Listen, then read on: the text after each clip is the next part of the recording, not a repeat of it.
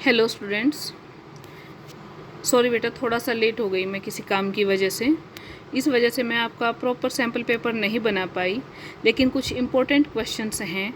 ये इतने ज़्यादा इम्पोर्टेंट है, आपको पेपर में मिल जाएंगे 90%। मतलब मार्क्स की इधर उधर हो सकते हैं कि 1 2 3 या 5 मार्क्स में, लेकिन ये इस टाइप के क्वेश्चन आपको ज़रूर मिलेंगे। तो स्टार्ट करते हैं। हमारा फर्स्ट क्वेश्चन है, express 1 micron in metre. Answer इसका मैंने साथ में ही दे दिया है।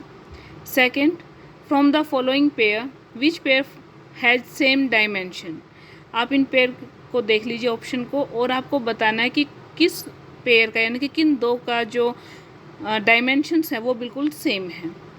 Third, calculate the maximum horizontal range a projectile which is thrown with an initial velocity of 10 meter per second. Fourth, if kinetic energy of a body becomes 4 times its initial value, then new momentum will be. Option आप देख लीजिए कि kinetic energy को आपने 4 time कर दिया। यहाँ पर काइनेटिक एनर्जी का फॉर्मूला होगा ½ mv²। Question number 5 fill in the blanks का दिया है ये। Negative acceleration is also called dash. इसमें आपको फिल करना है कि नेगेटिव एक्सीलरेशन को हम क्या कहेंगे। Question number 6, can position time graph have negative slope. Can position time graph have negative slope, if yes then give its reason. Question number 7, what is torque? Calculate the magnitude of torque of a wheel while it changes its angular momentum in 4 seconds from L to 4L। Angular momentum 4 times हो रहा है 4 second के अंदर यहाँ पर। तो आपको torque को फाइंड आउट करना है, कैलकुलेट करना है टॉर्क को। टॉर्क की डेफिनेशन, टॉर्क का formula, dimensional formula, SI unit, ये इम्पोर्टेंट है। टॉर्क का क्वेश्चन आपको ज़रूर मिल जाएगा। क्वेश्चन नंबर 8, आपको कोई भी एक इस टाइप का फॉर्मूला दे दिया जाएगा, आपको उसकी करेक्टनेस चेक करनी है। यहाँ पर आपको फॉर्मूला दिया है SNH = U + A/2 × 2n-1। यहाँ पर हमारे पास जो सिंबल्स हैं, इनके जो नेम है वो यूजुअल नेम ही है। जैसे U हमारे पास initial velocity, A is acceleration, और जो S है हमारे पास ये है distance travelled by the object in nth second. यहाँ पर n हमारे पास टाइम से रिलेटेड है, तो ये मैंने सॉल्व कर रखा है, इसको आप देख लीजिए,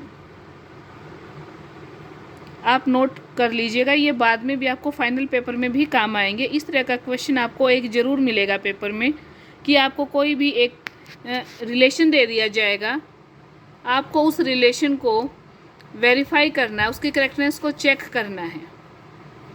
ये देख लीजिए इसका आंसर भी कि एक बार हम लेफ़्ट साइड लेंगे, फिर एक बार राइट साइड लेंगे, और दोनों का डायमेंशनल फॉर्मूला निकालेंगे। अगर सेम आता है तो हम लिखेंगे left hand side = right hand side, and dimensionally formula is correct. Next question हमने दिया है work energy theorem. Most important question है ये, हर बार आता है पेपर में। Question number 10, Newton's law of motion. आपको सारे के सारे लॉ याद करने हैं। इसमें से Newton's second law most important है, क्योंकि उसमें आपको डेरिवेशन देना है और हर एक का आपको एग्जाम्पल याद करना पड़ेगा।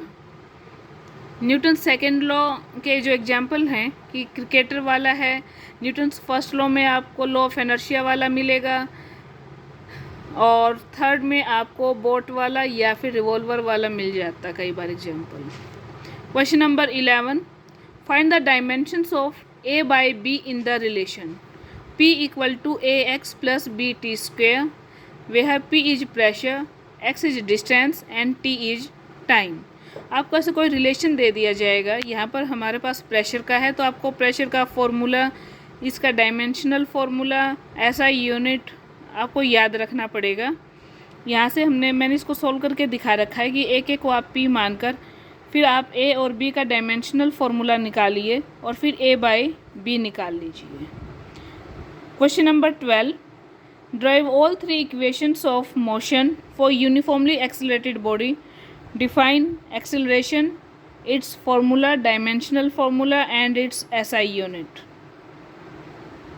क्वेश्चन को आप ध्यान से पढ़ लीजिएगा, नोट भी कर लीजिएगा। Question number 13, what is pressure, give its formula and dimensional formula and SI unit, why your school bag has broad strap on shoulder. कि जो आपका स्कूल बैग होता है इसकी जो पट्टी होती है कंधे पर चौड़ी क्यों होती है।